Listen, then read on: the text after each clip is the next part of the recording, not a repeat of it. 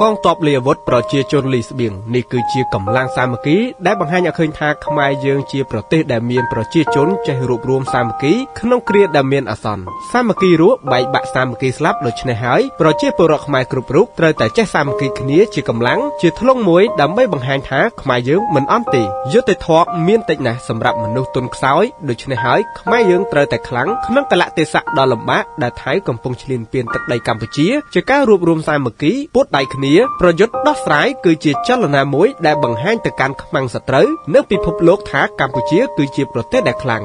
លើការរួបរวมសាមគ្គីគ្នាមិនទៅណាចោលគ្នាខ្លាំងលើការទូតយុទ្ធសាស្ត្របើទោះបីសភាវុធមិនទាន់ទំនើបខ្លាំងដូចគេយ៉ាងណាក៏ដោយតែកម្ពុជាមានសមត្ថភាពគ្រប់គ្រាន់ក្នុងការការពារបូរណភាពទឹកដីរបស់ខ្លួនដោយមិនមានចិត្តចង់ឈ្លានពានទឹកដីរបស់ប្រទេសណាមួយឡើយពាក្យថាសាមគ្គីរស់បែកបាក់សាមគ្គីស្លាប់អាចនិយាយបានថាក្នុងដំបូលតែមួយយើងត្រូវតែចេះជួយគ្នាទុកចិត្តគ្នាជាពិសេសក្នុងនាមជាប្រជាពលរដ្ឋយើងត្រូវតែជឿជាក់និងទុកចិត្តលើប្រមុខរាជរដ្ឋាភិបាលភាពចេះសាមគ្គីគ្នានេះហើយដែលធ្វើឲ្យប្រទេសយើងខ្លាំងនិងរីកចម្រើនជាក់ជាមិនខាន